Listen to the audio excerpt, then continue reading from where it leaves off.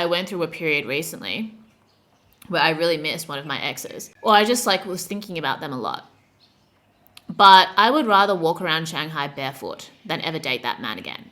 Okay? So the fact that I was thinking about him doesn't have to mean anything.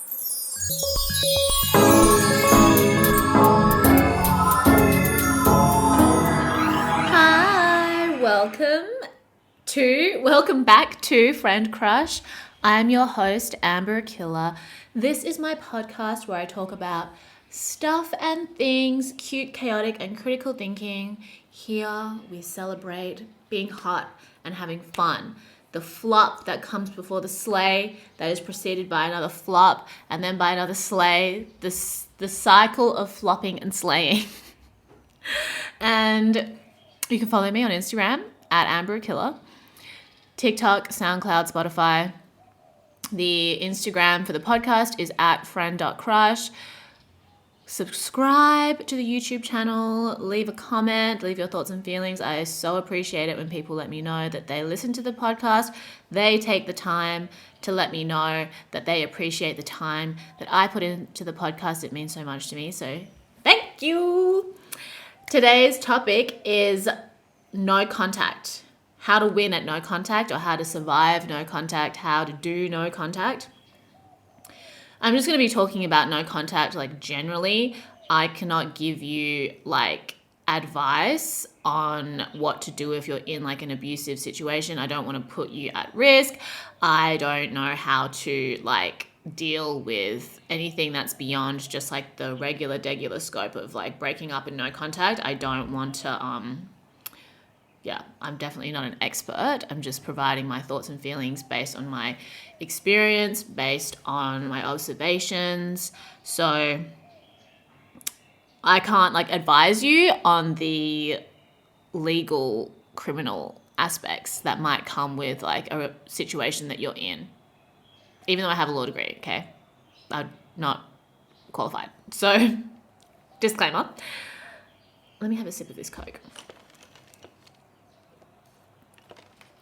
I just ordered myself a little treat, and I like started recording the intro for this episode, but then my little McDonald's spicy wings and crispy chips arrived, and I started eating, and I just couldn't stop. I really needed it to like do this. So, you know, I never order like McDonald's when I'm overseas really, or like when I'm in Australia, but it's just so convenient and it's so good in China. It's wild, like not something that you would expect, but very true. Okay, let me pull up the question about no contact. I hope everyone is doing well. You know, I just want to say like one thing that I find really unattractive and that kind of gives me the ick in any like beginning of a relationship connection context is when people that you don't know hit you up like the day of, consistently hit you up day of to see if you're free to hang out or to like do something or like go on a date. And if I tell them, like, I'm sorry, you need to plan in advance, like, I'm like rarely available day of, you know? And there's no reason why I should make myself available to you. I don't know you, you're a stranger. Different people want different things. Me personally, day of spontaneous plans, I can manage with like my friends that I know well and that I want to see. Spontaneous day of plans with someone that I don't know, where I might like have my time wasted when I could just be at home doing nothing, I'm not into that, you know? I think as much as people say like your feelings are valid, something else we should consider is like your plans are valid. So even though my plans might be I'm going to lie on the couch, rewatch the first episode of Succession season 4 because it didn't come out all at once. So I have to like keep myself entertained until the next episode. And I was also half asleep when I watched the first episode. Like, that is my plan for tonight. That is a plan, okay? That might not seem like a plan to many people, but that is my plan. And I am not going to go out with some random dude who's asked me out the day of instead of doing my original plan because I was excited for that original plan and I'm going to see it through. And I know that if I went out and had a bad time when I know that I could be sitting pretty at home watching Succession season 4, episode 1, I could never forgive myself And would Kendall forgive me? I don't know. No contact. So I got a question from a listener. Okay. Hi, Amber. I've been listening to your podcast since the beginning of the year because I'm going through a breakup. Lol. Not lol, okay? Life will fuck with you. And your videos have been super helpful in trying to pick myself up. I've listened to both the breadcrumbing and training for a breakup episodes. And I'm sorry if it's repetitive, but I was wanting to hear your take on the convo of breadcrumbing / no contact / gaslighting. I've tried to be in no contact with my ex since we broke up in January 2023 and haven't been the one to initiate contact as he's drunk texted me once every 2 to 3 weeks since, which has resulted in us seeing each other each time and always leaves me in tears and feeling empty, lol. I'm so sorry, girl, that you have to lol, the pain that you're experiencing right now. The last time was this past weekend, and he got angry because one of his mates saw him come pick me up and said it was embarrassing that we're still seeing each other when we broke up 2 months ago. He texted me first. He texted me because he was drunk and missed me, which I know is a lame excuse, but I'm not sure what to feel because I'm super attached and thought you could slap me further into my senses. Oh, you bet I will, honey. I've been a further clown and tried to initiate convo because during the times we broke no contact, we would hang out and it would be like old times, minus the major affection. But in me trying to be friendly now, he's just given me dead-end responses, which I know are a signal to stop speaking to him. Now I'm trying to go back into no contact for the 4th time, lol. But I left some of my skincare at his place and I don't want to initiate conversation again. But now I'm unsure how to go about getting my stuff back without falling into a trap and looking like a clown again. Sorry, I just ranted to you. Haha, hope this is okay.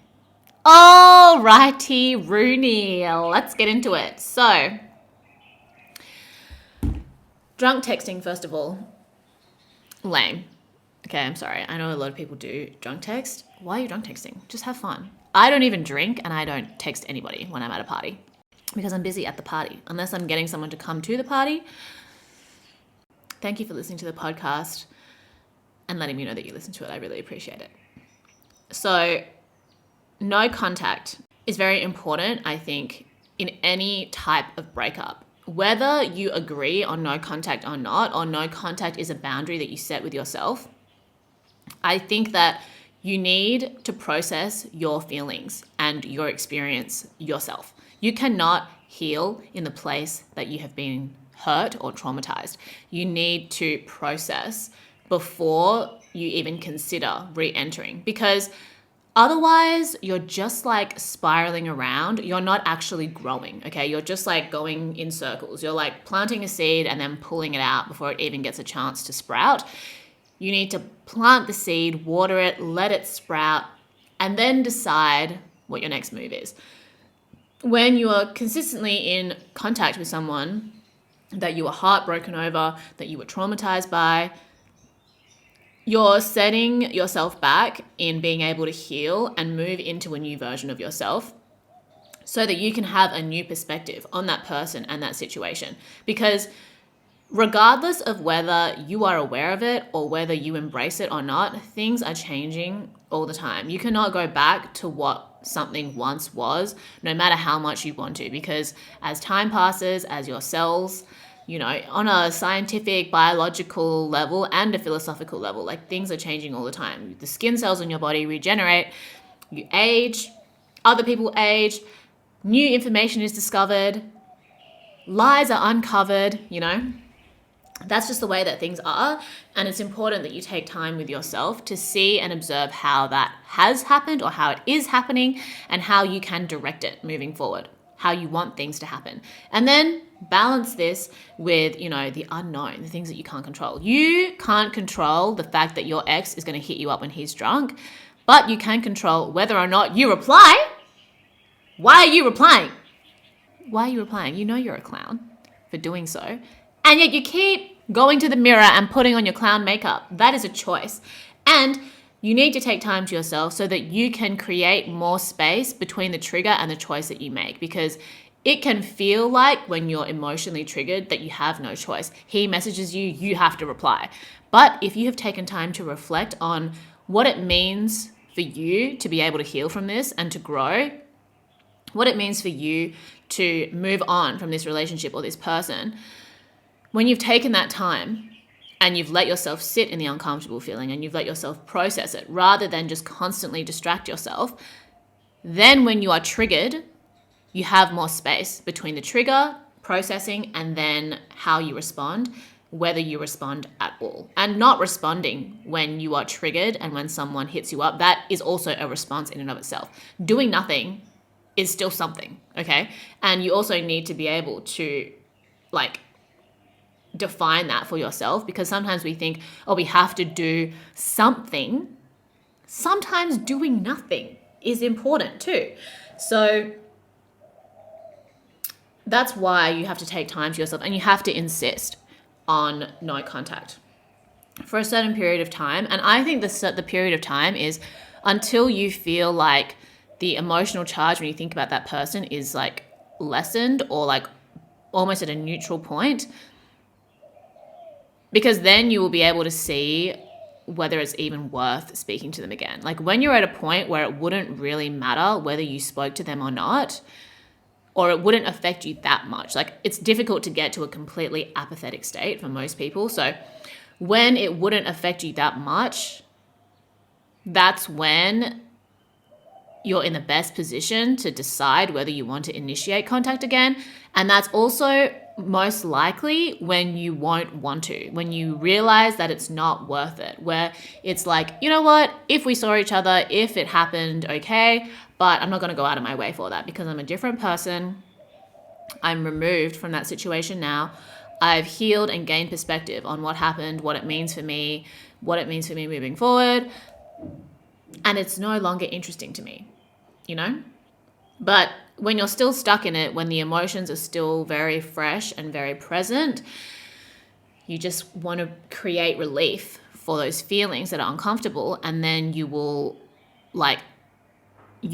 succumb to the urge to reply to that person and do something and think that that is going to relieve the pain, but that's not what's going to happen, okay? Temporary relief maybe, but you're still left with more and more emotional baggage that you have to process because you tried to avoid the pain by returning to the place where you were hurt, and now you have an even greater wound and you have even more healing time and more healing resources that are required. So no contact is so important if you are moving on from heartbreak.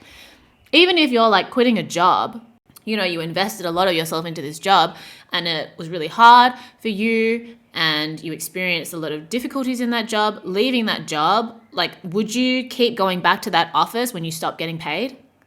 Would you? I wouldn't. So why do you keep going back to a relationship where you know that you're only going to get hurt? Okay? Like, they have already demonstrated to you up until this point that your well-being is not of interest to them. Them getting their needs met is what is of interest to them. You are a means to their end. And it's okay that you've, gotten off track in your no contact, but tomorrow is a great time to start again in any context. So accept that you weren't able to honor the no contact before. Be self-compassionate. And then recognize that moving forward, you are going to be determined to not let it affect you. I think the best thing to do is have practices in place for what you do when you are triggered or when they do hit you up so that you don't break no contact. And you need to prepare for this in advance, okay? Train for a breakup. That's why it's called training for a breakup. So like if and then. So if he messages me, I am going to set a timer for 10 minutes and write a thought dump in a journal about how I'm feeling and what I wish I could say to him. And then I'm going to decide if it's worth replying. If he messages me, I'm going to delete the message right away. Or I'm going to prevent that from even happening and I'm just going to block him, because there's no shame in removing yourself from a person or a situation that harms you, okay? You would not hang out with a loaded gun and risk your life. You could just not hang out with a loaded gun, You could not load the gun and then you're not at risk of it being set off at any point. You can block that person so that they don't have access to you, because people who only use you as a means to their end without showing any appreciation or respect, they don't deserve access to you, point blank, period, okay? And you need to develop your own internal ick for the disrespect and for the ways in which people don't appreciate what you are willing to give to them. And it's hard because you wish you could just give freely and people would just kumbaya and we would all join lovingly in a circle of friendship and trust. But that's not how things work, okay? I too wish that that was the case, that I could just like be who I want to be and give what I want to give to people and have that be reciprocated, but that's not how things work. And if you are not in tune with the reality of how you're being treated, you're not going to have a good time. Your needs won't get met. You will deplete yourself. And nobody else is going to give a shit because it's going to be obvious that you did it to yourself. You know, you feel like these people are doing it to you. They're going out of their way to harm you and there's nothing you can do about it, but it's because you have not increased the space between the trigger and your response. So that's the first thing. The fact that, you know, you leave in tears and you feel empty when you hang out with this person, where previously you were in a relationship, so that wasn't the case, you need to develop an ick because why do you like you know that you're going to feel shit, okay? So why do you go back? You've left in tears, felt empty. They may or may not have known that, especially if they've known that and they know that that's the effect that they have on you and you go back, then they think that you're okay with it. If you weren't okay with it, you wouldn't go back and that would become clear to them. You need to let your actions speak, okay? Because it's easy to say like, oh, you hurt my feelings so much and I can't do this. And then you go back. You going back speaks louder than you saying that it hurts your feelings, okay? Because it doesn't hurt enough for you to stop. Think about that. But you know what? Everyone's rock bottom is different. And I think the fact that you send me this message is an indication that you're getting there because that means that you've already spoken to like everybody else around you about it and you're not getting any new answers and now you're messaging me. That means that you're ready for change, okay? Because otherwise, at different stages of your life, you have different degrees of like how much you can wonder about what it would have been like if you didn't make this decision that was really difficult for you to make, but you know that you ultimately have to make. Like I was talking to my friend the other day. She was in his long-term relationship. She had emotionally checked out by like the 3rd or the 4th year and they stayed together for like another 2. And she said that only when she got to the point where like seeing him like smoking a cigarette on the balcony would trigger the thought of her like pushing him off the balcony and feeling satisfied. Like the presence of him made her was so unbearable to her. And when she realized that she was thinking like that and the idea of him not being in her life and her violently pushing him off a cliff, off a balcony, she was like, oh my God, I'm sick and I need to do something about this. Like that was her rock bottom when she realized that thinking like that was just not acceptable. So she had to take action. Everyone's rock bottom is different. I have a very low threshold for bullshit. You know, I feel like my threshold is too much and other people tell me that it would take them twice as long to make a decision that it takes me only so long to make. And the reason why I think it's effective for me is because, you know, it's like a double-edged sword. Like I tell myself that I'm lazy, which is not always helpful, but I tell myself that I'm lazy in terms of like, I don't want to deal with more shit. I don't like dealing with bullshit because I want to focus on being hot and having fun. This all returns back to the philosophy of being hot and having fun. You need to make yourself like too lazy to deal with more problems. And when you break no contact, you are creating more problems for yourself than you are solving. So I'm too lazy to deal with the emotional fallout of me breaking no contact. So I don't break it. Like that's how I convince myself that it's worth maintaining, even though it's so uncomfortable in the moment, or when you have times where you really just want to wild the fuck out and tell somebody off in a way that is not productive at all. You know, it's easier for me to resist that because I'm like, it's a waste of my energy. You're going to give me wrinkles. I don't want to get Botox right now.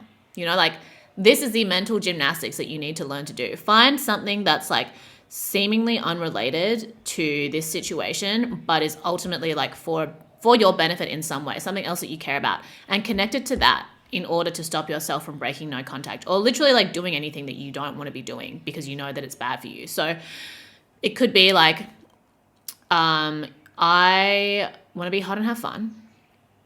and I want to save money. And in order to be hot and have fun, I want to feel like my time and energy is being spent well so that I can maximize the energy I have to make money and then minimize the amount of money that I'm wasting. And when I reply to this guy and I break no contact, I am getting in the way of my own money because I lose and deplete myself energetically, emotionally for somebody who doesn't appreciate me, doesn't respect me, has demonstrated that over and over again, uses me as a means to an end for him. So I can't break no contact because it's more important for me to be hot and have fun. It's more important for me to make money, save money, spend in a way that is like actually sustainable and fulfilling to me. This is not one of those things. So breaking no contact, that is not an option right now. And you need to find a way to do that for yourself, you know. That was just my example, which is why I think, you know, having a philosophy of being hot and having fun is so important, as long as you create like all the surrounding sort of like mental gymnastics you play around with to make sure that you stay on track. Being attached is temporary. Being attached at some point becomes a choice that you need to manage, okay? Because you are naturally going to create momentum around the different areas that you focus on in your life. If you are focusing on this guy and your relationship to him or the idea of your relationship with him, and it's detrimental to you, then you need to redirect that energy, okay? So if you're directing energy in an area of your life that is beneficial to you, keep doing what you're doing, okay? You can observe and manage that as you go. When you realize that the area that you're dedicating time and energy to is causing detriment and harm to you, you need to pull back, reclaim that energy, like literally imagine yourself like sucking that energy back to yourself and find another channel for it, because it's very difficult to just cut yourself off from something and then just move on with the other things in your life, okay? That energy needs to be directed somewhere else. So just find a hobby, okay? Anything. You think people come up with these excuses like, oh, I don't have time, I don't have the money. A hobby could be literally anything. Okay, look, you can get a pencil and just scribble on a piece of paper. That could be your new hobby. Energy goes in there. Walking around the block for an hour, because you are wasting your time and energy dealing with somebody who doesn't respect you, dealing with somebody who is just ready to accept like your energy without giving you anything in return. If anything, like taking your energy and then like setting it on fire and like abusing it, that's even worse than if they just like didn't even take it. So your energy needs to be redirected into something else. The energy that you place in this relationship, in the idea of this relationship towards this person, redirect it to something else. Maybe you put a little bit more effort into your work. Maybe you put a bit more effort into your friendships. Maybe you get a new hobby. Maybe you do an extra gym session every week. Do an extra yoga session every week. Again, you need to do like the trigger and then the response sort of gap thing, writing in your death note, in your journal, thought dumping. Even if it's just like, okay, I feel triggered and I want to text someone that I shouldn't be texting and put my phone down, I go and drink a glass of water. That costs $0, okay? And less energy than if you were to reply and then have that like Pandora's box open and then fuck your life up. So it's important that you become aware of how much time and energy you're spending on this attachment. The fact that it's not benefiting you in any way, not contributing to you being hot and having fun, in fact, taking away from it, redirect that energy into something else. The skincare thing, get new skincare, okay? You're trying to go back into no contact for the fourth time. You left some of your skincare at his place. No. Leave the skincare behind, babe. You can always buy new skincare, okay? And if you don't think you can buy new skincare, it's because you need to reconcile with the fact that you spent too much of your time and energy on this dude and the way that he was mistreating you. And now you've got to take that energy, go and make some money, then buy yourself new skincare. You know, maybe you need to go some time without your skincare and realize how much this has affected your life for the worse. Now you're having fun was in jeopardy because you're crying and throwing up when you talk to this guy, when you hang out with him. And now your hotness is also in jeopardy because you can't have access to your skincare because you left it at his house. See, these are all reasons why no contact is important. This is the kind of mental assessment, spiritual, emotional assessment you need to be doing. Because when you're not doing it, you're stuck in your feelings and you're triggered, and you're either trying to repress your feelings or distract yourself from your feelings or create some temporary relief for your feelings by going and doing things that are not actually going to help you. And then you end up messaging me and I start making a podcast about it.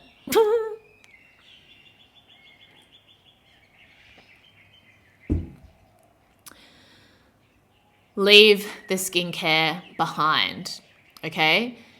The skincare, I think it's so important to realize that there are very few things in life that are worth more than your mental peace.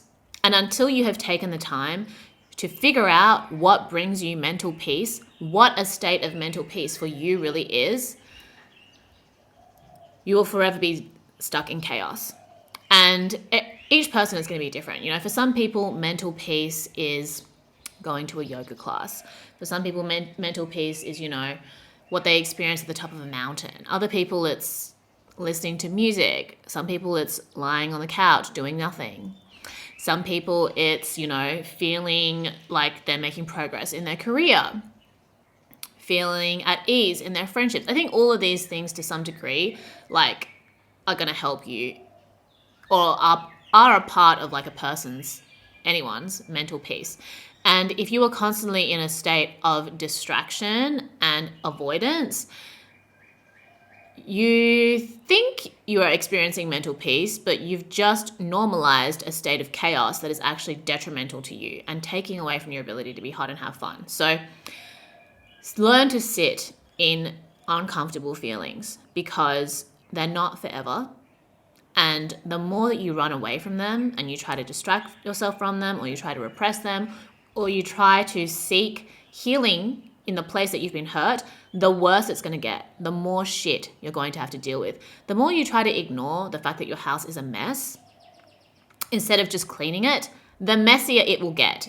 The mess compounds, the emotional baggage compounds. You're just going to have to face the fact that it's messy and start cleaning, start processing, instead of running away from it, because it just gets worse. You know, it's like this like sunken cost fallacy. You think that you've spent so much time trying to distract yourself. So if you were to face it now, then all that time you spent distracting yourself is suddenly wasted. But that is not the case, okay? You've suffered for however many days. You don't have to suffer for that number of days plus one. Today is the day you can change that. Tomorrow is the day that you can change that. And, you know, maybe you keep a tally of how many days you go no contact, if that helps you. You can have a little habit tracker, like I mentioned in a previous episode. Sorry, this is a blank piece of paper. Habit tracker. And maybe at the top, it's days of no contact. And every day you want to cross a day off and make sure that you're redirecting the energy that you were spending on that relationship in some other way. And the thing about no contact is that it's normal to miss the person that hurt you or that you were emotionally invested in or that you spent a lot of time with, okay? It's not wrong. It's not bad of you to think about them, to wonder about them, but you don't have to assign meaning to that, you know? Like, I went through a period recently where I really missed one of my exes, or I just like was thinking about them a lot. But I would rather walk around Shanghai barefoot than ever date that man again, okay? So the fact that I was thinking about him doesn't have to mean anything. It's just thoughts. You are actually assigning meaning to your life, whether you are aware of it or not. So you may as well become of the areas in which are important to you and the meaning that you want to create in your life and pursue that, rather than just like willy-nilly letting each thought you have mean something, because that's not the case. Recently, I went through like a really difficult work challenge. And a lot of things happened that were actually out of my control, and I had to decide, and I'm still trying to decide what I'm going to let that mean for me, because it would be easy to play victim or let it completely discourage me and then just like give up. You know, that's kind of like how you feel in the moment. But moving forward, I'm like, okay, well, I need to take this information as it is and then decide how I'm going to, you know, move forward. How am I going to let this define me? What part in the story of my life or my career do I want this to play? And I have to constantly check in with myself when I think about it and ponder these things to decide what that's going to be, rather than just letting the instinctual or the reflexive response define. I get to decide. Thinking about my ex doesn't have to mean anything if I know that being with him doesn't solve any of my problems the way that I, want to delude myself into thinking that it will. It won't. And like accepting that I'm a totally different person to who I was when I dated him. I have no idea what he's doing. And whether or not we were to cross paths again, I'm not going to try to facilitate right now because I don't think it's going to bring me any joy, Because the way that things unfolded and the way that I was treated required no contact. Okay, that's huge. Most of the time, your relationships with people can just kind of ebb and flow, and you're close with them for a bit and a little bit of distance occurs, and it doesn't have to be so like extreme. Like no contact is an extreme. It's important that you embrace it for what it is and you don't take it lightly because, disagreements here and there are normal in a relationship, but they don't lead you to a place of I can never speak to you again, or I need to not speak to you for an extended period of time in order for me to process what's happened because it has been so egregious, the effect on you or the effect on me. So don't take no contact lightly and think that it's something that you can just enter in and out of. You really have to commit to it. And when I've spoken about it on TikTok before, a lot of people say like the point of no contact is that it's never broken. And I think it just depends case by case. If you were in a really toxic, really terrible situation, of course, contact should not be broken. I think that for most of the time, no contact shouldn't be broken. But, if it's unavoidable that you're in the same place as your ex, you can still be cordial, or you can still manage the situation on a superficial level and then cry about it later and then continue with no contact. I think that very few situations where you've been treated very poorly in a relationship and you can easily repair that. I think in any situation where one or both parties has been so careless in how they behave and created pain on a level that requires no contact, that is not something that's easy to come back from, or it takes time to heal that. So I think you need to set no contact for at least 1 to 2 years before you even consider going back. If it was really bad, some people you can just break up with and be like, yeah, sorry about it. Let's just cool things off for 6 months or whatever and see what the vibe is. And maybe you just, at that point, usually you don't need to speak to each other because what's the point? There's no point in being friends with your exes most of the time. In my opinion, you can be on friendly terms, but they don't have to be your bestie, your best friend, and they don't have to be on your inner circle, especially if you plan on dating other people. Very strange behavior if you ask me, but you know what? Everybody wants different things. It's just my opinion. But yeah, let's let the skincare go. Very few things in your life are more valuable than your peace of mind, okay? There's going to be stress, there's going to be challenges, nothing in life comes easy, but if it is literally infringing on your ability to just sit quietly with yourself, then it's not worth it, in my opinion, okay? I experience a lot of challenges in my work and different types of creative practice or whatever, but it is not so difficult that I'm suffering endlessly to no benefit,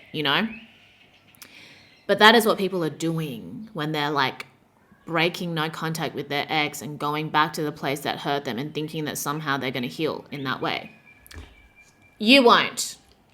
You won't if there is no mutual commitment to do so, okay? You wanting it to work and them not giving a fuck, that's not mutual commitment. So those are my thoughts on no contact. You got to a point where you thought about doing no contact for a reason, where doing no contact became essential for you to move on, and you need to honor that. Stop being a clown. Let the skincare go. Because even if your skincare was really expensive and you left it in a place, in a chaotic and like unsafe place, you need to accept that that was your mistake, okay? You should not leave valuable things with people who have demonstrated to you that they don't treat you with respect. They don't treat you with respect. Why the F do you think they're going to treat your skincare with respect? Why would you leave something that's valuable to you in their space? You need to learn from this rather than deny and think that you can like fix it by undoing the clownery. I've been in situations where I needed no contact to happen sooner. And because of like ancillary collateral, I've had to maintain contact. When that situation has been dealt with, no contact begins and it's not broken. Of course, you're going to think about someone that's played a part in your life, especially in the most recent past. It doesn't have to mean anything. It doesn't mean that you need to hit them up. It doesn't mean if they hit you up that you need to hit them up back. Move on with your life. Focus on being hot and having fun. Referring to the, I think, habits episode, that was, or like the Q&A episode where I talk about habits. When you've taken the time to really work on yourself and be consistent in building a new habit, in maintaining no contact, you realize and you appreciate how hard that shit is, okay? Very few people are just like easily making big changes in their life, okay? It's hard for a reason. That's why you appreciate the stages of your growth. That's why people admire other people who have committed to themselves in that way, because on a subconscious level, you recognize that that shit's hard. Everybody recognizes that that shit's hard. Only the people that haven't tried can talk shit so easily and pass judgment so easily, you know? So when you've actually done it, you appreciate the effort that you've made and you are not willing to risk that effort going to waste, because you can see and you can reflect on how much you've changed as a person, and then you want new experiences. You don't want what you once had because it's not applicable to who you are now. You know what I mean? You won't know what I mean until you try. So be consistent. Be self-compassionate. Whatever it is that you discover that you need to do to not break no contact, to do something consistently that is like to your own benefit and in service of your best self, don't allow other people to judge you or shame you for it, or don't allow yourself to judge yourself or shame yourself for it. Most basic example for me is like thought dumping / journaling. I literally thought that journaling was like so cringe before. I didn't really understand the point of it. I was like, why would I need to write to myself? Or why would I need to like spend time doing that? But it kept coming up as something that is supposed to be beneficial, that I was like, you know what, I'm just going to try it. And then the changes that I experienced, the positive benefits that I experienced from doing it, I was like, okay, this is just what I need to do to maintain a sense of mental clarity. For whatever reason, this is the thing that helps me. And it helps me in a way that is beneficial to me, my long-term goals, to my other relationships. So anybody that judges me for doing that, they can literally get fucked. Okay? Sorry. I don't judge other people for what they need to do to feel safe and to feel sane. I can encourage them to like maybe consider healthier options, but I recognize that it's just up to them to figure it out for themselves, okay? And I took the time to figure it out for myself. I appreciate how much effort and time and mental barrier you need to push through to allow to do those things in a way that's consistent enough to have a positive payoff and to create and to close that gap between like where you're at and where you want to be in whatever part of your life that is. Then you're less likely to just like fall off the wagon again. The trigger loses its energetic charge because your energy has been directed elsewhere. And that just takes time. It takes time. You have to be consistent. You have to be patient. There are times where it's going to be harder. There's going to be days where it's harder than others. That's okay. Keep going. It doesn't have to mean anything, okay? And I'm not even like, yeah, there are other things I could say to like try to cushion the blow for you, But you asked for a slap in the face, and that's what I'm giving you, okay? So don't let people who have demonstrated to you over and over again that they don't give a shit about you as a person or you having your needs met. They only care about what they can extract from you, what association with you brings them, what the emotional support that you give them is, or your time and your energy. If you don't get anything out of it and you're literally crying and throwing up, metaphorically crying and throwing up, your friends are sick of it, your family's sick of it, your work is suffering, do something about it. Or don't. But you'll be the one to pay the price at the end of the day. And you're going to need to accept that. And if you don't want to pay that price because you're too lazy to deal with those kinds of problems, as I am, and I consistently tell myself that I am, then don't break no contact, okay? You can do it. Don't give up. Very few men are worth it, And even in a non-gender specific way, very few, if in fact, no abusive relationship is worth it. Okay, your mental peace is priceless for a reason. That is why there is nothing that you can buy that will undo the trauma you've experienced in life. You have to actually process it yourself. You have to mentally face it yourself. You can't buy your way out of it. There is money that will help you facilitate it, money that might make it more comfortable, but it won't go away. Okay? So remember that. Don't give up. Thank you for tuning in. Let me know your thoughts and feelings. Leave a comment on the video. Like and subscribe. Follow me on Instagram. Follow me on TikTok, SoundCloud, Spotify, the podcast Instagram @friend.crush. I appreciate all your thoughts and feelings and feedback so much. Drink lots of water. Tell your friends and family that you love them. Yeah, get, the appreciation, the attachment that you had to this person, direct that to the things in your life that are actually fulfilling to you, that bring you that sense of joy. And then you won't feel like you have to be giving that to that person so much. Stay hot and having fun. I'll speak to you soon. Love you.